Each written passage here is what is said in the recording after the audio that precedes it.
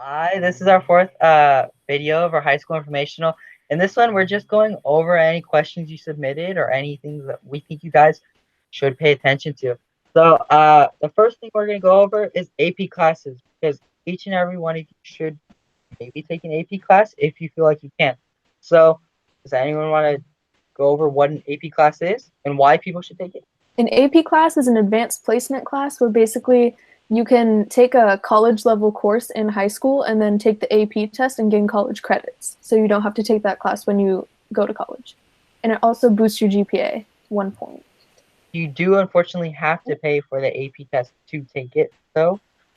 It can be anywhere from $85 to $5. So what I would recommend all of you do is apply for free or reduced lunch. They can give you the form in the office, and if you get free or reduced lunch, you only have to pay $5 per test. Otherwise, you're paying $85 per test. And even though that does seem like a lot, it is worth it because if you get a 3 to 5 on the test, you don't have to take that course in college and you save more money. So like it is, yeah, 85 sounds like a lot, but if you do that, you're saving more in the long run. And you don't have to pay 85 all at once up front. You can talk out a payment plan. So talk it over at your at the student bank. And what are some AP classes that we're either in or we know of that kids may want? When you sign up for an AP class, make sure that it's like something you actually want to take, because if you're like, for me, I took AP World History and I hate history. Like, so the class felt dreadful. It was really like work after work after work. And like, if you're not gonna like the subject, then you're not gonna enjoy doing the work for it, and then you're just gonna stress yourself out. So like, don't take a class just to boost your GPA. Like, take it because you want to take it. Right. I'm on the other end of the spectrum. I took an AP US history class and I loved it because that's what I want to do. And if you are, like I said earlier in the videos, I'm trying to be a history teacher. So I should take APs that revolve around history. That's going to look good on college applications. And that's what I'm trying to get a degree in or trying to go towards. So that's going to save me money in the long run. Are there any other APs we want to highlight or mention? I just want to remind that there is an AP contract that you do have to sign. So basically, it prevents you from dropping the class if you don't enjoy it. I didn't have to sign one of those as far as I know, but that is interesting. Oh.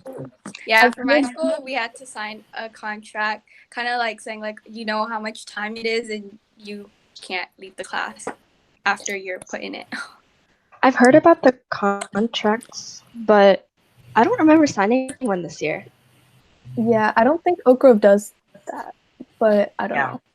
We didn't sign one, but even if you do, either way, contract or not, it's a big commitment and you should be ready for it, whether you're held by a piece of paper or you're just holding yourself accountable. But don't be scared of it. I think everyone, they put this fear on AP classes. If you like what you're doing and you're willing to do it and you're going to put yourself out there and you're interested, go for it. Don't let anyone stop you, for sure.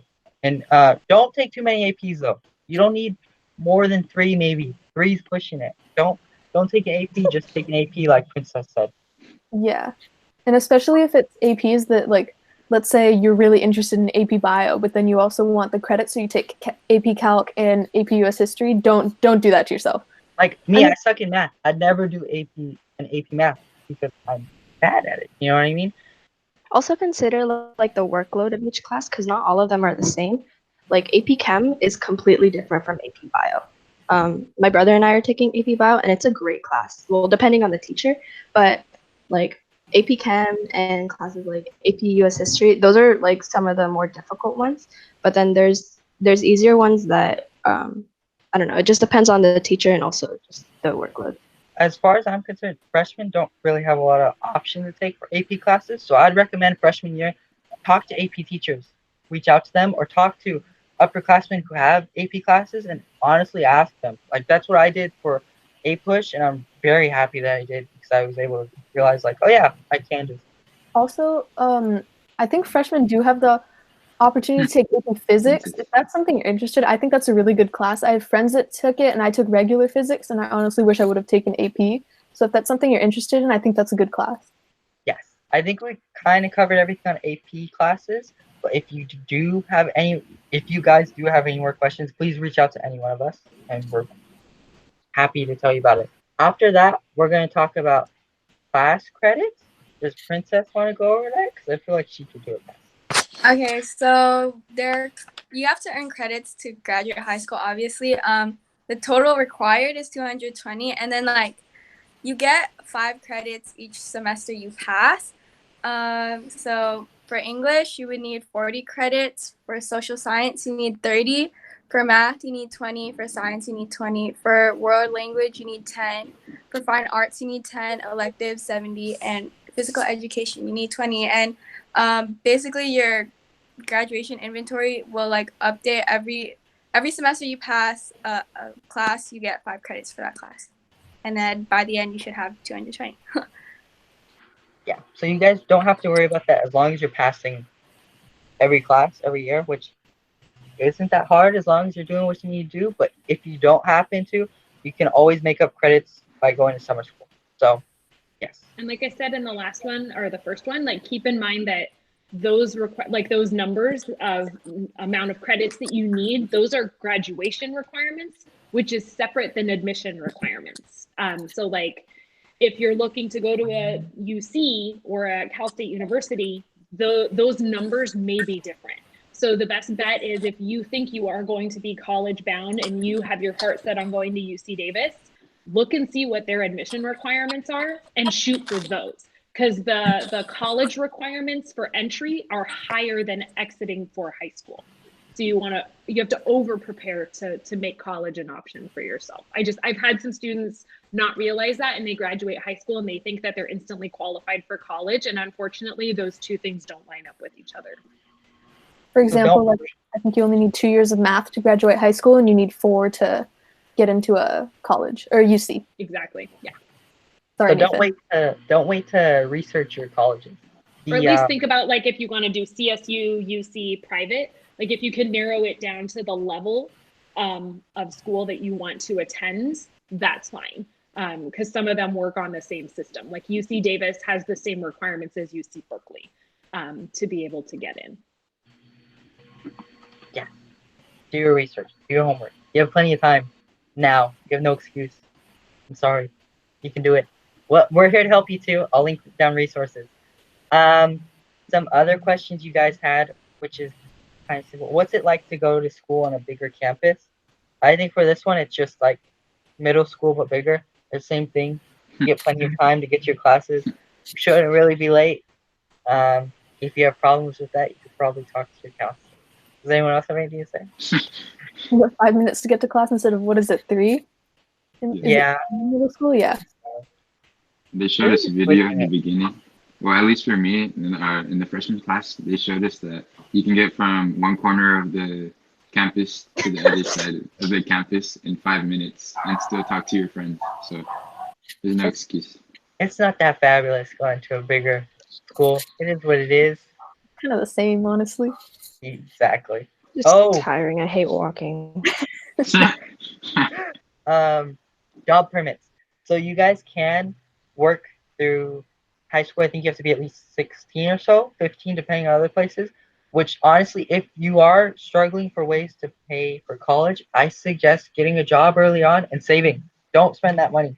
Save it. That's what I have to do too. It's hard to get a job during this pandemic. I'm probably not going to be able to get one this summer. I'm working through that. You guys should look for a job. A lot of places are hiring. For job permits specifically, they're stupid, but you have to get one. How it works is you would have to fill it out yourself. You'd have to have your guardian fill it out, but you have to already have the job. You have to have already applied. So you need your employer to fill out your job permit, and then you turn that into the office. But you need to get it from the office prior. They can help you in the office about that, but it is something that should be on your radar. And if you are working throughout the school year, you get credit for that. You can get your ticket stub and give it to someone in the office, and hopefully they'll give you those class credits. I think it's like worth about half. I'm not too sure, but you do get credit for it, so definitely look into it. You can also work on campus lunch lines, which is Yeah. if you're not able to get a job outside of school, that's also an option. There are a few jobs on campus you can do. which are cool. There is no limit on clubs you can join. That was a question we had, but it is recommended you don't do a lot of clubs. Like, do ones that you can manage, basically. Don't do too much. With everything, too much is never a good thing. The same goes for sports.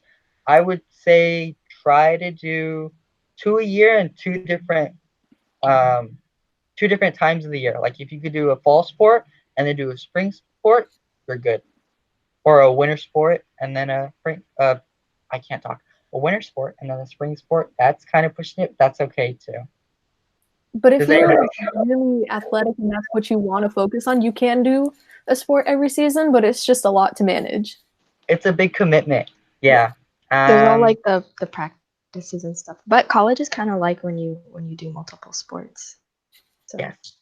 As we said earlier, being involved is important, but make sure you guys keep those grades up too, because there is a grade requirement to do sports as there is in middle school. So be on it. I would say consistency is like one of the most important things. I know, again, like when colleges look at things, if you did something for 4 years, that can be more impactful than doing 6 different things. So just keep that in mind. Like, figure out, if you're going to do a sport, do that same sport every single year. If you're going to do a club, do that every single year.